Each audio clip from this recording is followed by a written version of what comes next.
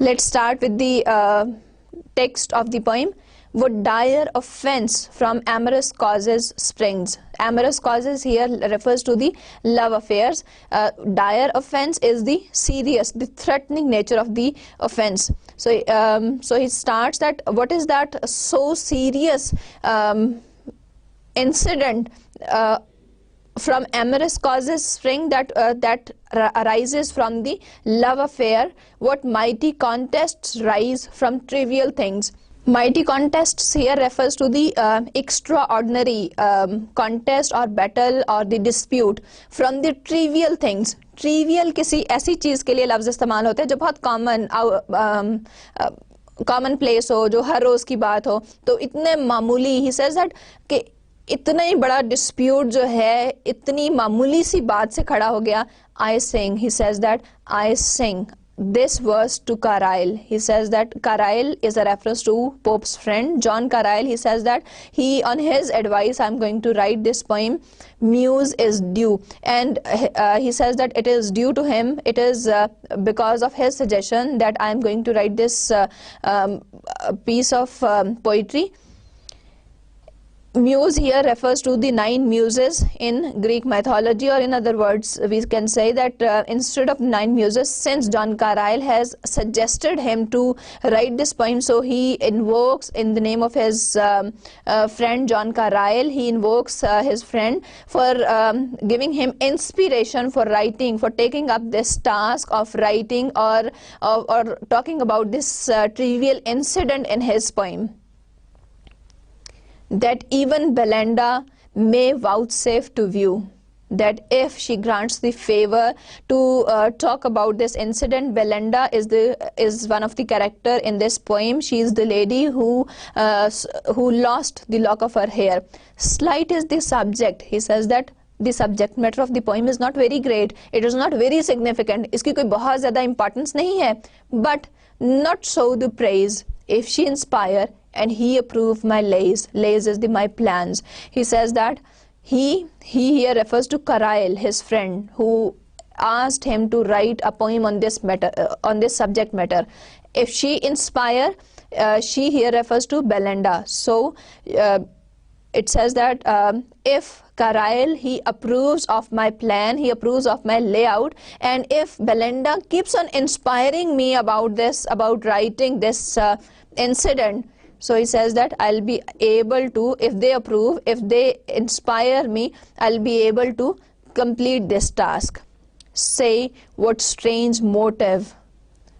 Strange motive, something, what is, because this is something that is out of his understanding. He says that he is asking the goddess. This is a reference to the Greek mythology. He says that what is the reason, what is the purpose could compel a well-bred lord to assault a gentle ballet. Ballet refers to a beautiful lady, to a young lady, to a young girl. So he says that assault is the attack. So he says that एक gentleman जिसका एक अच्छे ख़ानदान से ताल्लुक़ है, क्या मकसद हो सकता है कि वो एक beautiful young girl को जो है उसको अटैक करें, उसको निशाना बनाएं. So this is something strange. He says that this is something beyond my comprehension. This is something I could not make out. I could not figure out the reason for this. Or say, what stranger cause yet unexplored. So he says that what is the cause? He says that okay, fine, that is the one thing that I don't understand, that what make a person, a young man who belongs to a good family, to attack a gentle lady, a gentle girl. He says that, and what stranger cause, that even stranger than that, even greater than that is the reason that which is not found yet unexplored, could make a gentle ballet reject a lord. Even beyond that comprehension, he says that I couldn't make out, I couldn't figure out, which is something unexplored, which is something still unknown, that what made that lady reject this gentleman, reject this lord. So lord here refers to Baron, who is the suitor of Belinda. In tasks so bold, can little men engage, and in soft bosoms dwell such mighty rage. He says that in tasks so bold. So what is the reason? He says that first he discusses two things, that what made that gentleman attack a lady and what was the reason. Even stranger than that, there is another thing, another incident, that what made this young lady to reject this lord for him. He says that in task, in such type of tasks, in such type of exercises, can little men engage. He says that little men here he is referring because of the things they are involved in. So the use of the word little here is very purposeful. He says that these little men who are of little physique, so this is ironical here. And in soft bosoms refers to the females, the young ladies, dwell such mighty rage, that these men of little physique and these ladies who are very delicate and soft, how can they flourish such an extreme sense of anger that gave rise to a war, to a battle of such a high stature? These last two lines, they are often quoted also. Now another thing, that if we look at the rhyme scheme of these lines, it is written in heroic couplet. So there are pairs of line that will rhyme together. If we look at the last two words of these first two lines here, compel and bell, unexplored and laud, engage and rage, so they rhyme together. So it is written in heroic couplet. Soul through white curtains shot a timorous ray. So soul is the sun. Here it refers to the god of sun, that it peeps into the room through the white curtains and it is spreading its weak rays. It's because it is peeping into the room through the white curtain, so the rays of the sun are weak and timid. And opened those eyes. Now here it refers to the eyes of Belinda, that her eyes are so shining, so bright, that these can eclipse the day. It can darken the day. Those eyes are glittering, they are so bright that they can eclipse the day. Now lapdogs give themselves a rousing shake. Lapdogs are the pet dogs, small pet dogs, छोटे छोटे जो pets घर पे रखे होते हैं. So those lapdogs, they give themselves a rousing shake. जब भी pet animals जो हैं, जब वो उठते हैं, they shake their body when they get up from the sleep. When they are awake, they first shake their body and then they start moving around. So this was the time for the lapdogs to wake up and to shake their body. And sleepless lovers just at 12 awake. And the sleepless lovers, they also awake at 12 o'clock, at noon. Thrice rung the bell. She rang the bell. Belinda rang the bell thrice. The slipper knocked the ground. As she rang the bell thrice, meanwhile she knocked her slippers also. She struck them against the ground, and pressed watch returned a silver sound. And she pressed her watch in order to listen the time, that what time of the day it was. She was wearing a watch, and she pressed the button in order to know the time, and she heard a silver sound. A silver sound refers to a very melodious, soft ringing sound of the watch that tells you time.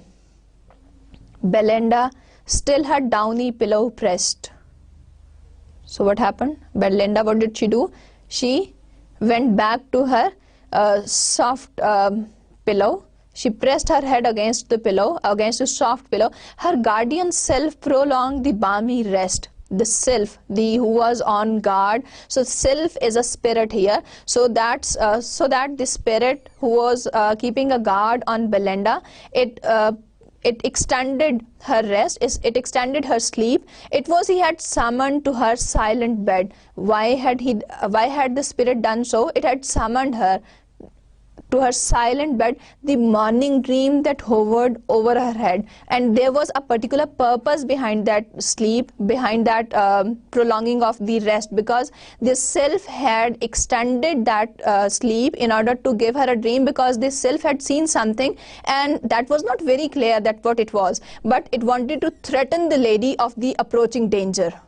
The morning dream that hovered over her head. Now the self, the guardian spirit, sent a dream to her, a morning dream to the lady, a youth more glittering than a birthnight beau, that even in slumber caused her cheek to glow.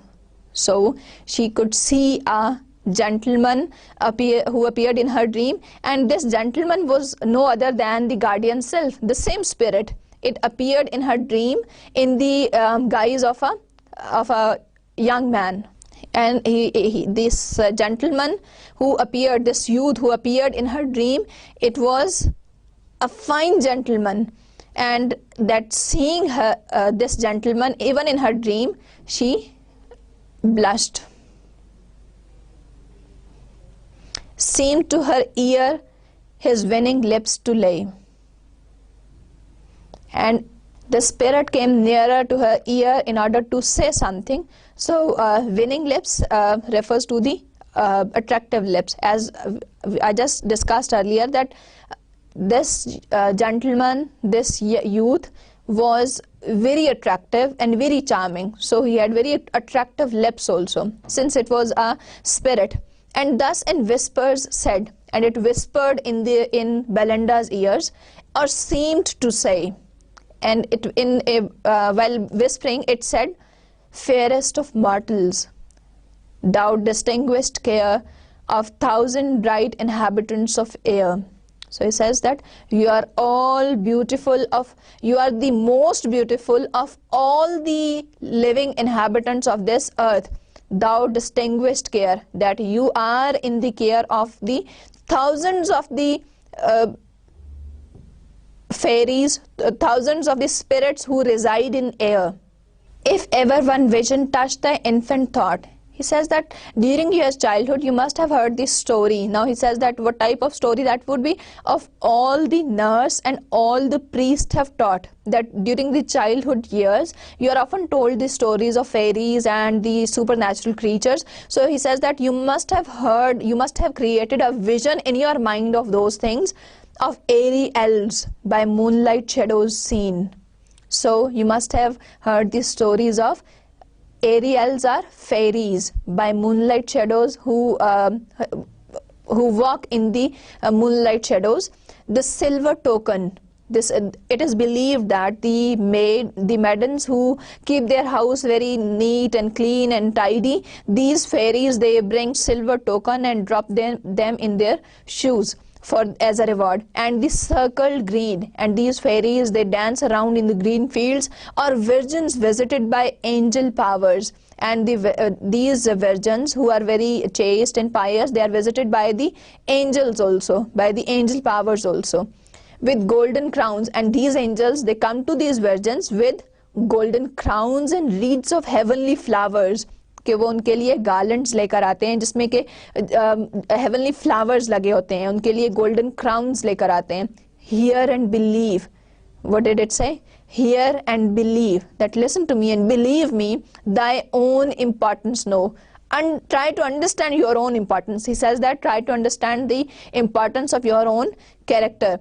Nor bound thy narrow views to things below the earthly things. He says that try to understand your importance and don't confine yourself to the worldly things, to the inferior things of this world.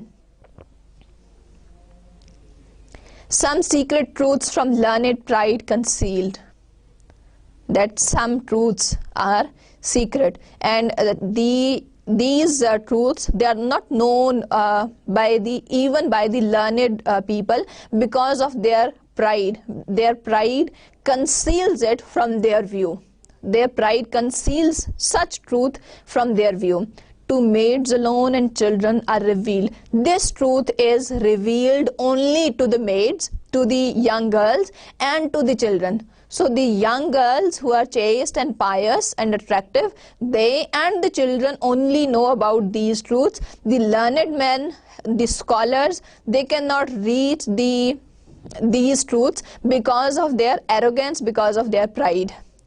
What though no credit doubting wits may give. The men of the learned men, the scholars, would not give it any credit. They would not believe in it. The fair and innocent shall still believe. Who will believe in this? The fair, the young girls, and the innocent, the children, shall still believe. They only believe in these things. Know then, unnumbered spirits around thee fly. So around you, there are countless, there are infinite spirits who fly around you.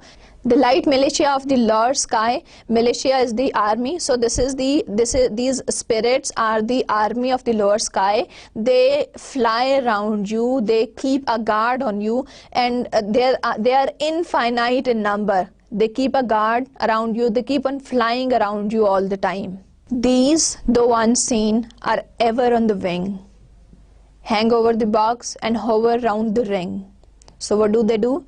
They are unseen. They cannot be seen.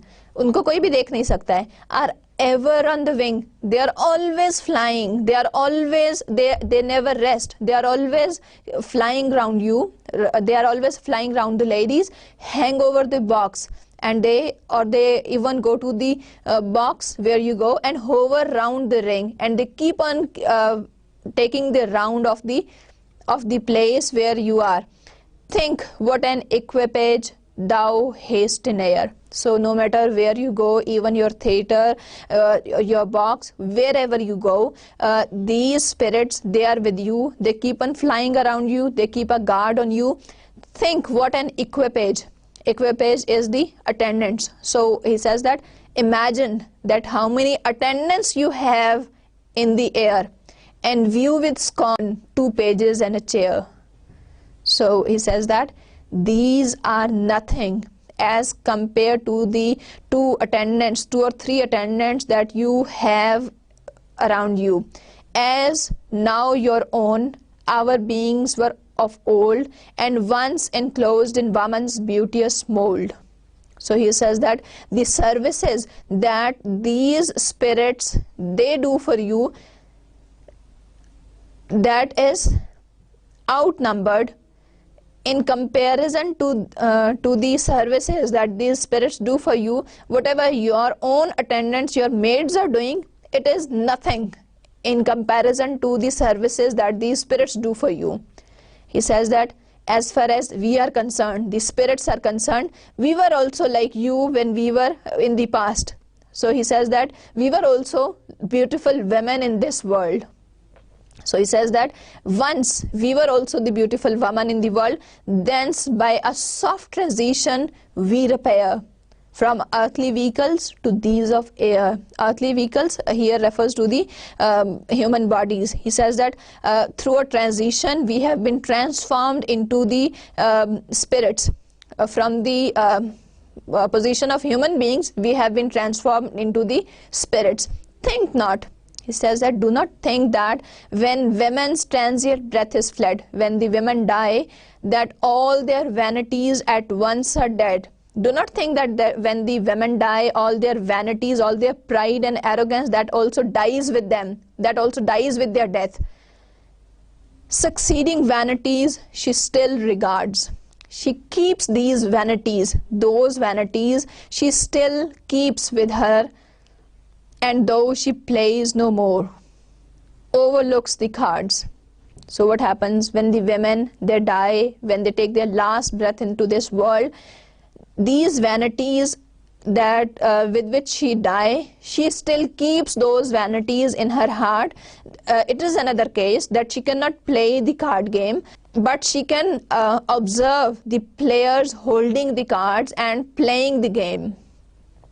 Her joy in gilded chariots when alive, and love of amber after death survive.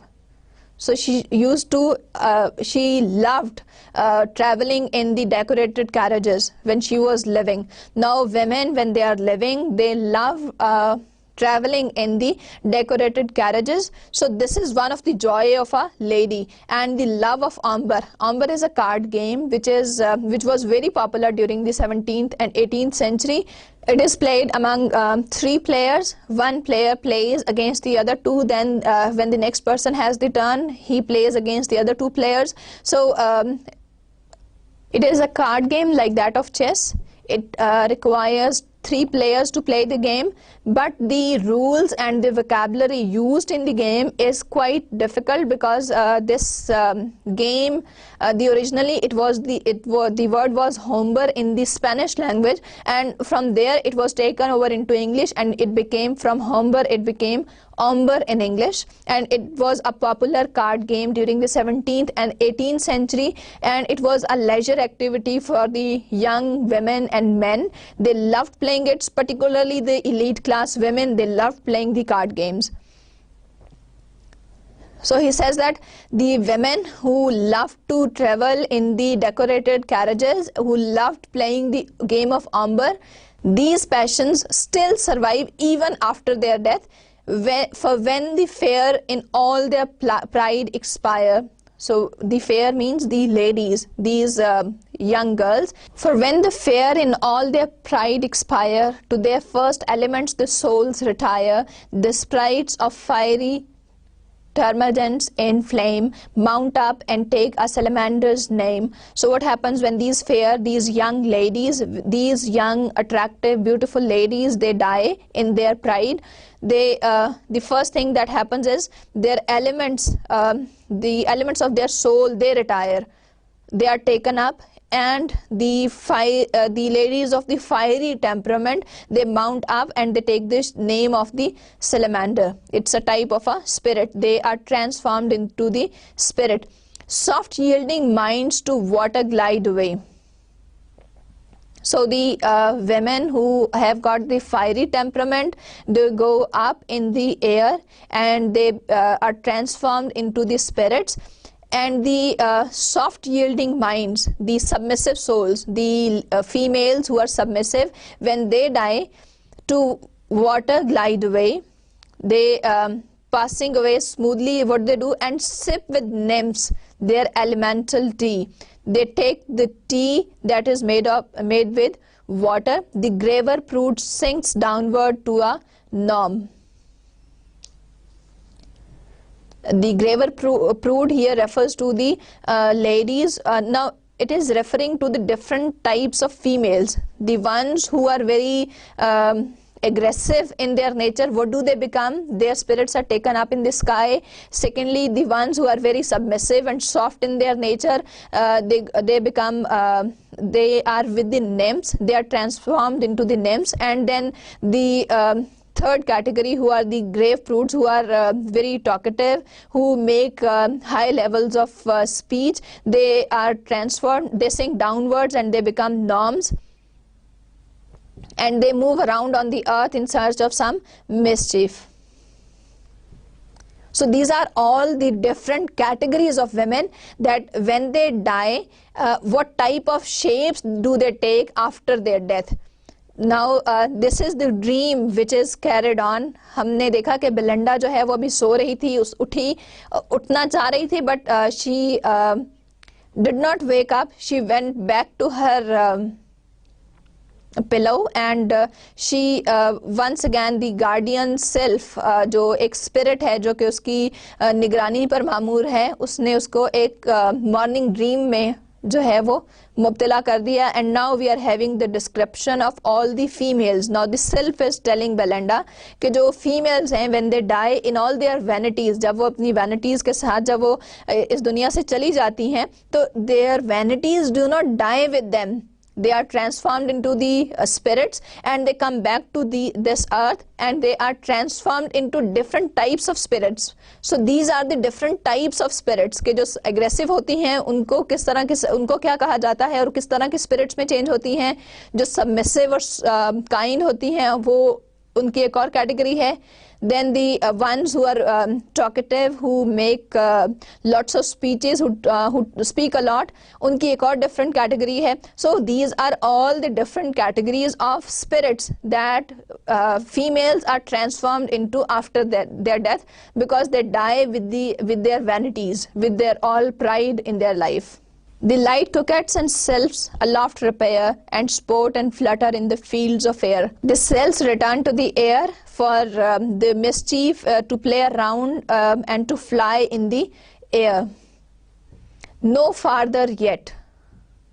Whoever fair and chaste rejects mankind is by some self embraced. So the self says that be assured that whosoever is fair and pious lady in this world, and who is protected from the mankind, that is protected by these selves. For spirits freed from mortal laws, these spirits are free from the laws of the human beings, with ease assume what sexes and what shapes they please, and they can take any shape, they can take any sex that they like, they can be males or females as they liked. What guards the purity of melting maids in courtly balls and midnight masquerades? Midnight masquerades refers to the dance parties where everybody is wearing a mask, and during those mask parties, since everybody wears the mask, nobody knows that who is dancing with whom. तो उसमें किसी को भी ये नहीं पता होता कि कौन किसके साथ डांस कर रहा है, हर किसी ने एक मास्क पहना होता है. सो कोर्टली बॉल्स में, now the poet says that the self continues, it says that these maids who can be easily convinced, who can yield to the advances of the lovers, they are protected against these during these courtly balls and during these midnight dance parties. These selves protect these young ladies. It says that it is not because of their character and the nature that they save their character from the men, but these are the selves who protect them from the mankind. Safe from the treacherous friend and daring spark, they glance by day and whisper in the dark, when kind occasion prompts their warm desires, when music softens and when dancing fires. 'Tis but their self the wise celestials know, though honor is the world with men below. So he says that in this treacherous world, that these are the selves who keep a guard, who keep them safe from in all the kinds of situations, in all the kind of whether that is the daylight or whether that is the whisper in the dark. So it is these selves, they use different techniques, they use different tricks, and no matter whatever is the occasions, these young ladies, they are approached by the mankind, by the men, and their hearts are soft and they get melted by the music, by the soft music, and by the enthusiasm of the dance that they do. It is because of these selves, because they are the heavenly bodies and they are wise and they know the truth, and their honor, because of them their honor is saved. Some nymphs there are too conscious of their face. There are certain young girls who are very conscious of their looks, who are very conscious of their outward beauty, for life predestined to the norm's embrace. That life has been predestined for these norms. These swell their prospects and exalt their pride. So their pride is risen, it is exalted, it is intensified, and they rise their prospects. When offers are disdained, the offers for from the men, when they are rejected and the love of men is rejected, then gay ideas crowd the vacant brain, while peers and dukes and all their sweeping train. So these bright ideas, these ideas of love, they occupy their foolish minds, and they indulge in those ideas from their peers, from their mates, and from the noble men like dukes. And they imagine themselves as and all their sweeping train, and they imagine themselves as as somebody superior, with a duke or with some peer having this higher social status, and with the lots of attendants who are wearing the colorful dresses, and garters, stars and coronets appear, and they see themselves in a high social status where they are wearing the badges that symbolize their power, and they are wearing the medals of star shaped, and they are wearing the crowns. And in soft sounds your grace salutes their ear, and they even hear the salutes that ask them that your majesty, your highness. So they assume themselves to be at a very high position with some duke or with somebody of the high social rank. 'Tis these that early taint the female soul, instruct the eyes of young coquettes to roll, teach infants' cheeks a hidden blush to know, and little hearts to flutter at a bow. So it is this is the time that through these they corrupt the young female minds, and they are responsible for corrupting the young female minds, and they instruct and they tell the eyes how to win, how to do different kinds of things in order to win the hearts of men. Teach infants' cheeks to a bidden blush to know, and little hearts to flutter at a bow. So they are the ones who invitingly move around in order to win their hearts, and they teach the young females to get blushed when they see one, and when they see a gentleman, and to flutter their little hearts, and to because of the emotional excitement, their hearts also they move fast at the incident of at the view of a gentleman. Oft when the world imagine women stray, often when the world sees that the women they astray, they deviate from the right path, from the path of chastity, the sylphs through mystic mazes guide their way. So these are the sylphs that guide their way, that tell them the right path. Through all the giddy circle they pursue. So through that pleasurable circle, through the pleasures world, they guide them. So this is a mysterious puzzle, this is a mysterious kind of way in which these selves, they guide these young ladies through the right path. An old impertinence expel by new, what tender maid but must a victim fall, to one man's treat but for another's ball. So these are the selves that guide them through different ways, and their acquaintances and those lovers for whom they have passionate feelings, they become old, and they are expelled from their hearts. Those feelings are expelled from their hearts by the efforts of these selves.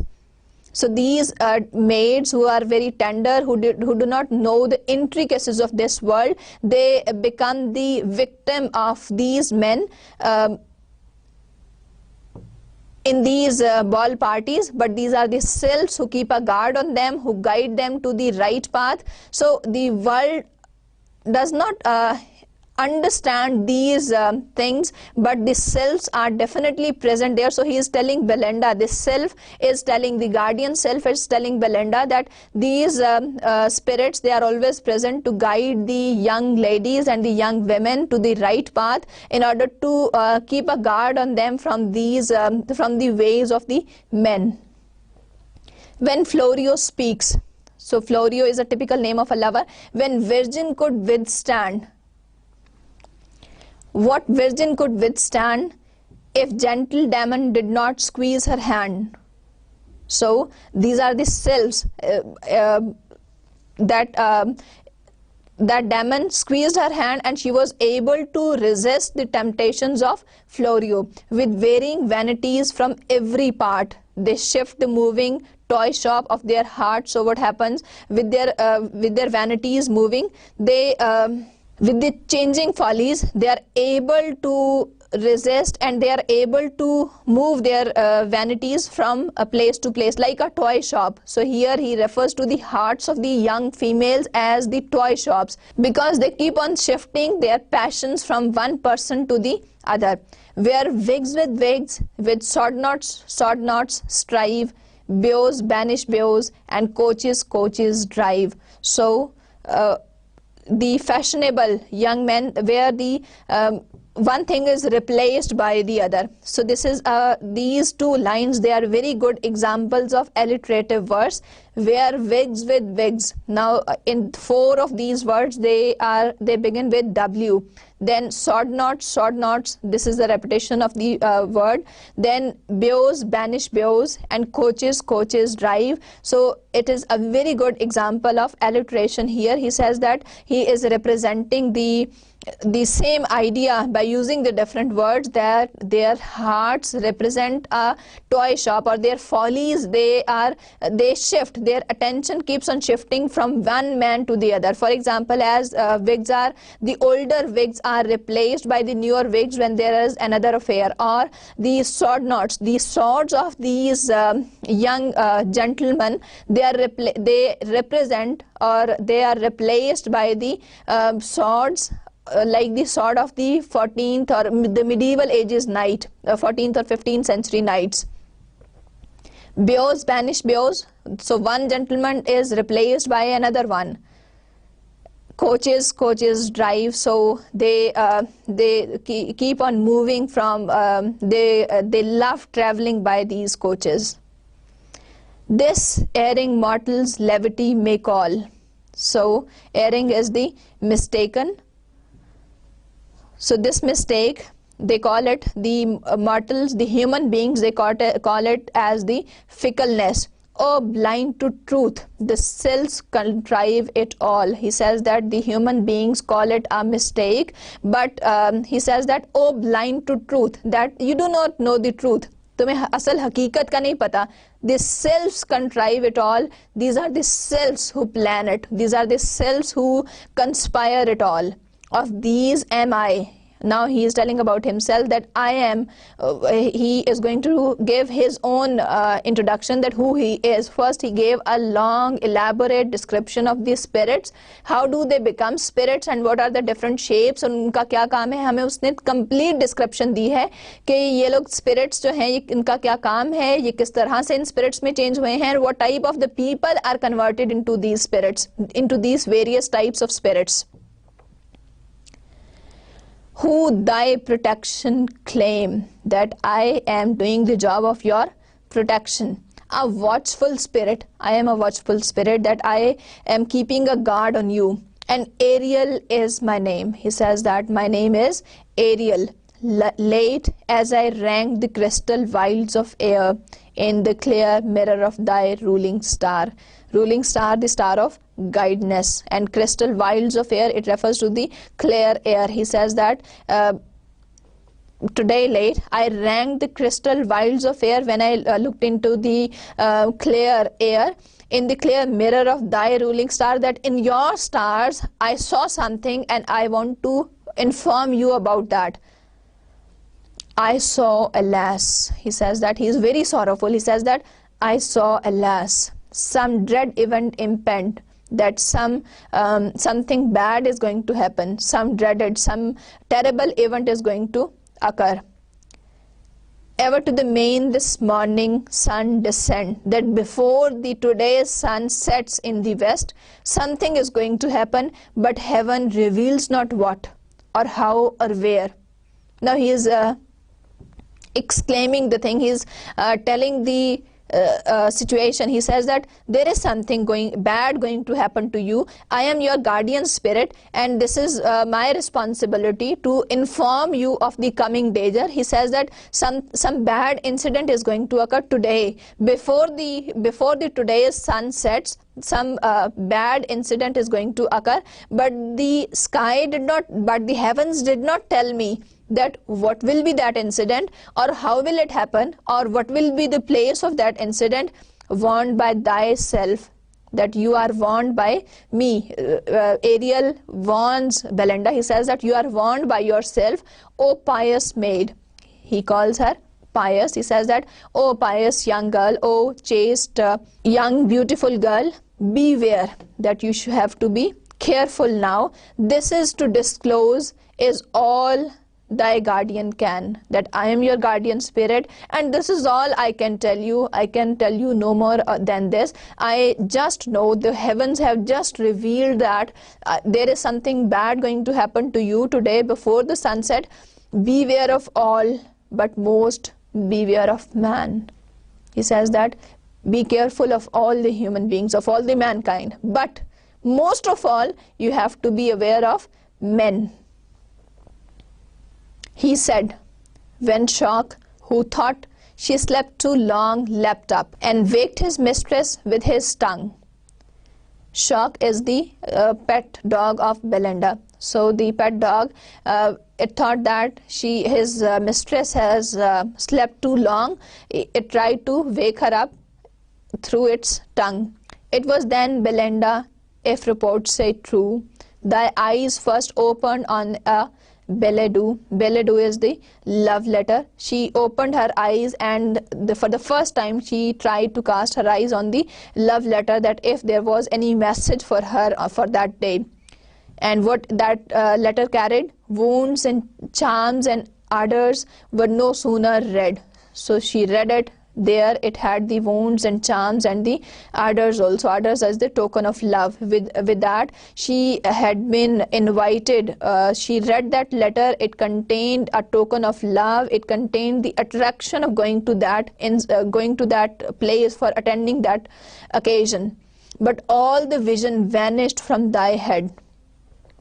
Here, this vision, it refers to the dream that the self, the warning that the self had given her. All that vanished. It disappeared from her mind. The self had given a warning about some dreaded event. It had warned her against something terrible that was going to occur. So after that letter, after reading that message that she had read in that billet doux, all that warning disappeared from her mind. And now unveiled, the toilet stands displayed. So her toilet here refers to the dressing table of Belinda. It is all displayed. It is all exposed. Each silver was in mystic order laid. So there were a number of vases, a number of bottles were there for the beautification of ladies, and they were put in the mystic order. There was a specific order that was kept in mind for keeping, for arranging these bottles, for arranging these vases. First, robed in white, the nymph intent adores, with head uncovered, the cosmetic powers.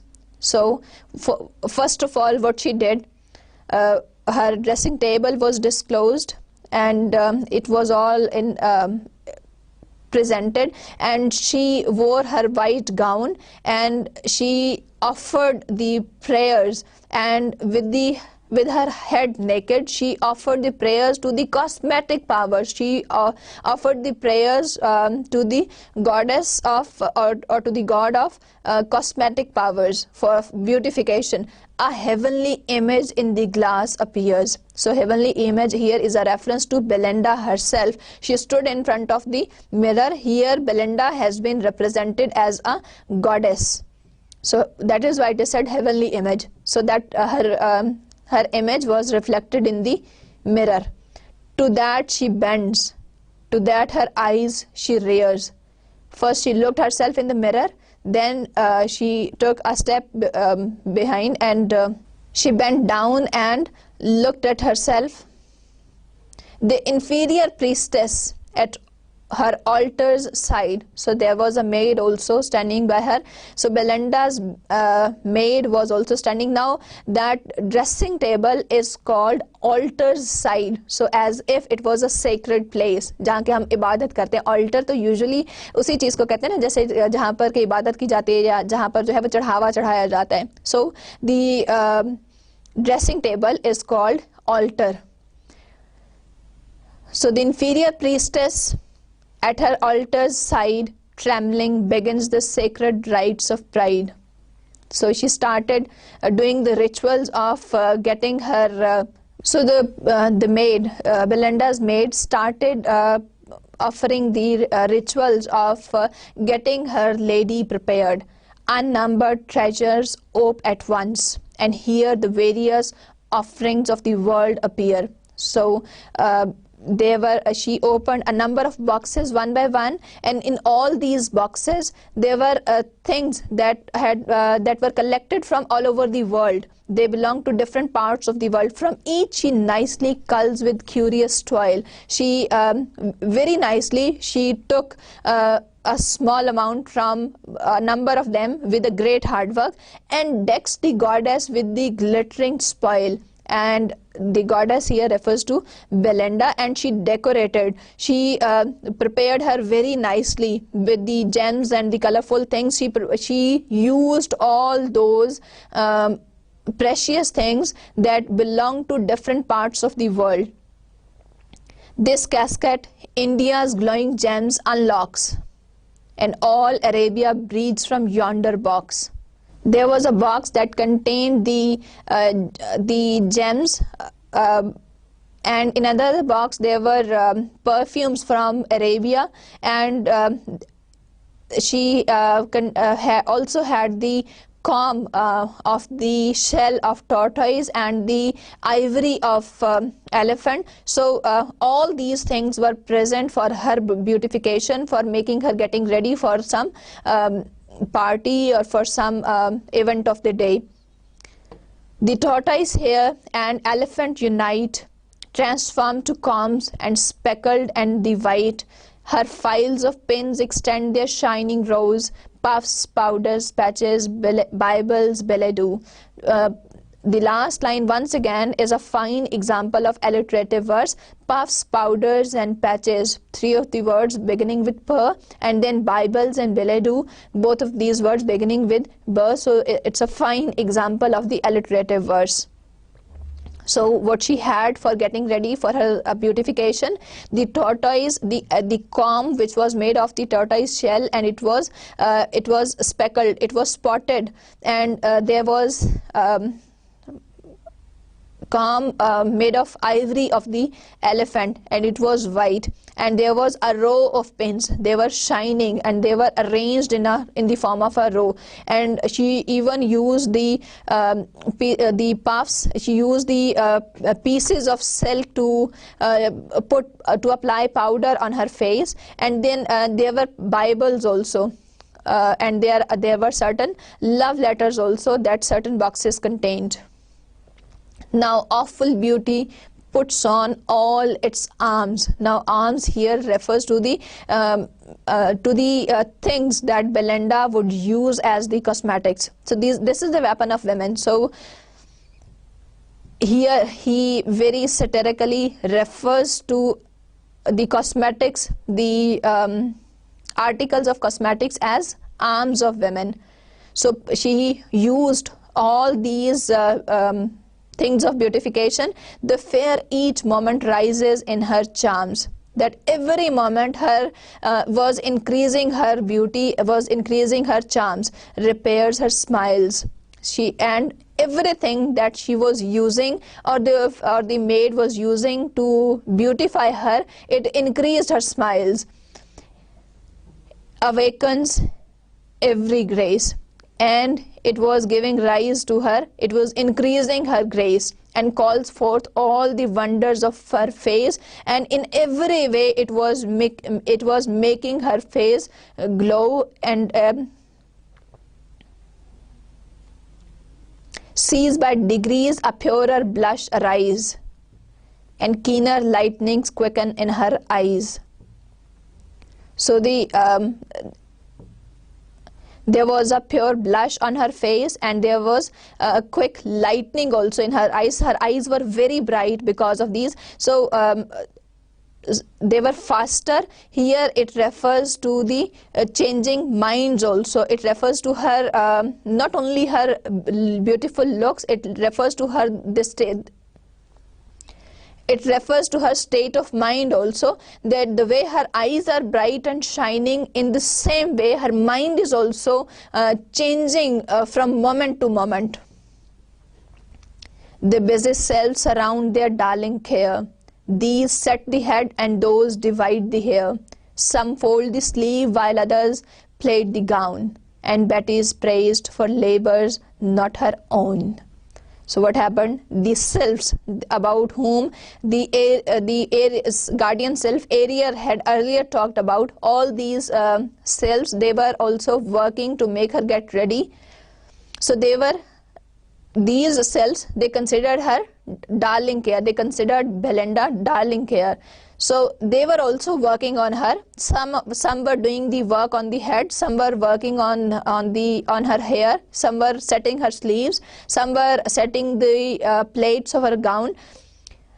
In the end, it was Betty who had received all the praise for making her get ready, but this was not all the hard work that was put in by Betty. In fact, it was the hard work of those spirits, of those selves who were working on her. Now we begin. So till this point we have seen that Belinda is getting ready. She is sitting in front of her dressing table. She gets ready for some occasion, and Belinda's maid is there to help her get ready for the occasion, and selves are also helping her, but they are unseen, they are unnoticed, they are not acknowledged. उनको कोई acknowledgement नहीं मिलती कि उन्होंने भी कोई काम किया है. This is Belinda's maid eventually who would get all the praise, who would get all the acknowledgement. Now we begin with Canto 2. Not with more glories in the ethereal plain, the sun first rises over the purpled main, then, issuing forth the rival of his beams, launched on the bosom of the silver Thames, fair nymphs and well-dressed youths around her shone, but every eye was fixed on her alone. So she started off with her journey on the river Thames, and the description is given. The scene on the river Thames in the boat is described, that the sun is rising and it revealed its beams, and those beams, they were a rival to the shine, to the brightness of Belinda's eyes. There were other fair ladies and well-dressed gentlemen also who were present in that boat, but all the eyes were fixed on Belinda. She was the center of attention in that boat. On her white breast a sparkling cross she wore. She was wearing a sparkling cross on her breast, with which Jews might kiss and infidels adore. Her lively looks a sprightly mind disclose, quick as her eyes and as unfixed as those. Favors to none, to all she smiles extends. Oft she rejects, but never once offends. So she was wearing a cross on her breast, and even the Jews, they would like to kiss that cross. It looked so elegant, it looked so graceful on her body, that even the infidels, the non-believers, would adore that. The infidels here refers to the people who do not believe in the magic of attraction and beauty. They would also adore that. They would also love to kiss that. Her lively looks are sprightly mind disclose.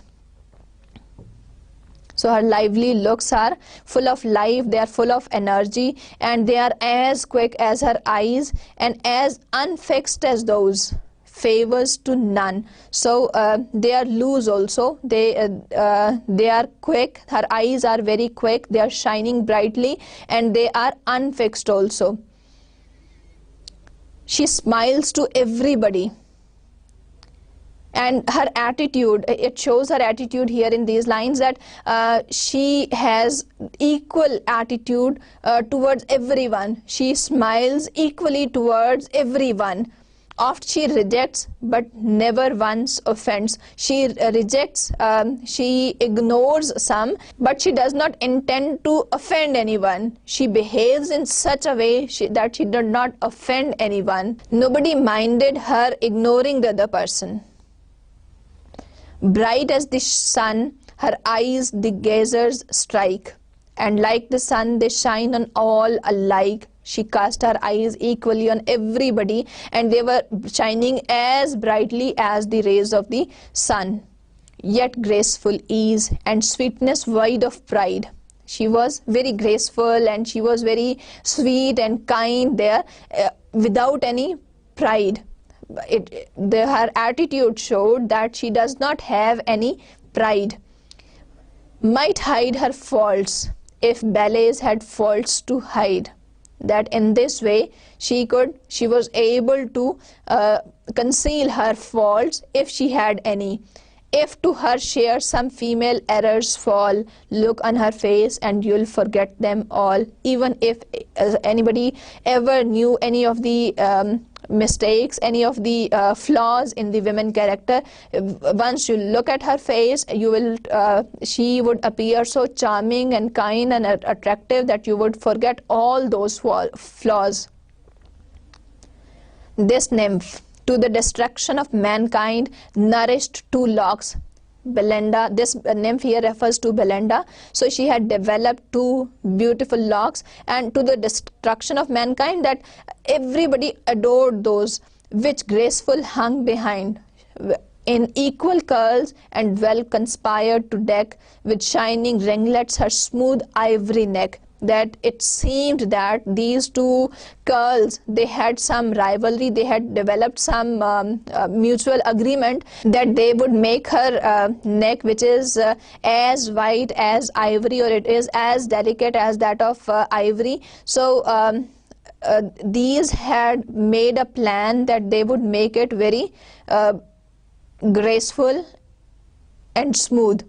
Love in these labyrinths his sleeves detains, and mighty hearts are held in slender chains. So through these locks of hair, she was able to get the attention of people, and she could she could hold in her custody. She could through these curls she was able to attract the hearts of people, the hearts of young men. With hairy springes we the birds betray, slight lines of hair surprise the finny prey. Fair tresses man's imperial race ensnare, and beauty draws us with a single hair. He says that we usually use certain things in order to, we use the traps, we use the snares to catch the birds, and we use the, in order to catch the fish, we use a line, we use a rope. The way we use the traps, the hairy traps to catch the birds, and with the way we use the lines, the hairy lines to catch the fish, in the similar way the women who have long hair, they can entrap the men. Now not only men, man's imperial race. Imperial here refers to the authority of men, since men are usually authoritative and they are stronger. So this stronger and authoritative race of women is entrapped by the long hair of women. So he says that, and beauty draws us with a single hair, that not long and many hair, even the beauty of a single hair can entrap a man. The adventurous baron, the bright locks admired. He saw, he wished, and to the prize aspired. Now, this is the second character here, Baron. He was adventurous. He was one of the person who was traveling on that boat. He admired the bright locks of Belinda. He saw them and he wished to get those locks of hair, and to the prize aspired. He started thinking of making the plan to get those locks of hair. Resolved to win, He was determined. He was determined to win. He wanted to get those locks of hair at any cost. He meditates the way. He was thinking of the plan. He was making a plan. He was thinking of the way how to get that, by force to ravish or by fraud betray.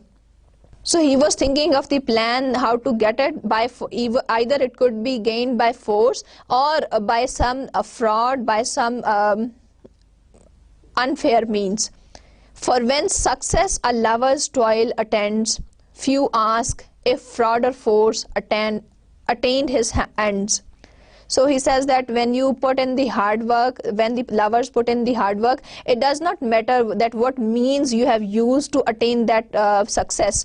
It can be either by force or by fraud. That does not matter. Really what matters is the success. For this ever Phoebus rose. He had implored propitious heaven and every power adored. So Phoebus is the reference to the sun, who is a god of prophecy also, and he had implored, he has asked for his kindness, for his favor in the morning, and he has requested the heavens to give him power, to give him strength to be successful in his aim.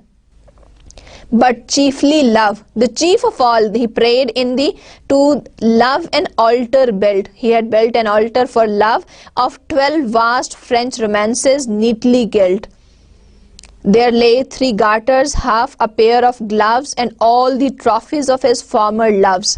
So he had the 12 French romances, and he had the skillfully gilt, and they were skillfully gilt in the leather, and he had 3 badges and a pair of gloves, and he had certain trophies also that he had won in his former love affairs. So all these he sacrificed. With tender billet-doux he lights the pyre and breathes 3 amorous sighs to raise the fire.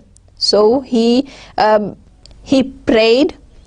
He lighted that through all these by offering all these sacrifices, and 3 sighs for his feelings of love. He in order to have that enthusiasm, that excitement of love, he uttered those 3 sighs.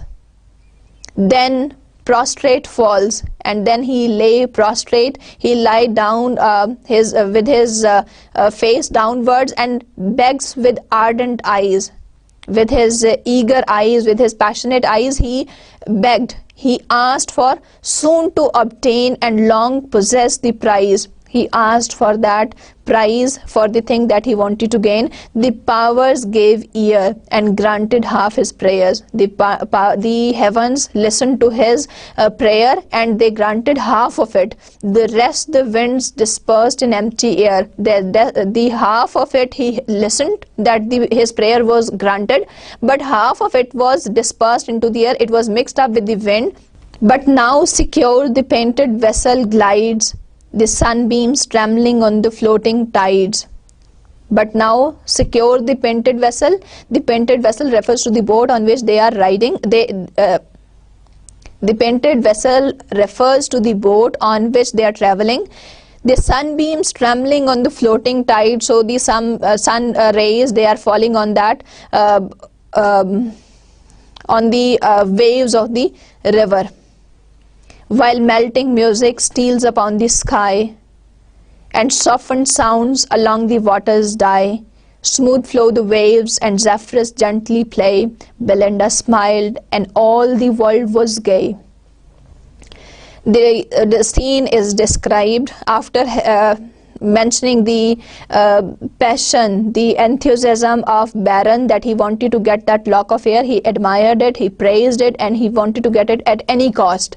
And the music, the sweet and tender melodies of the music, they were listened, and the soft sound of the water as the boat was riding, that was also heard, and the smooth, the mild wind was also blowing. Zephyrus is a mild wind. It is a reference to the mythology.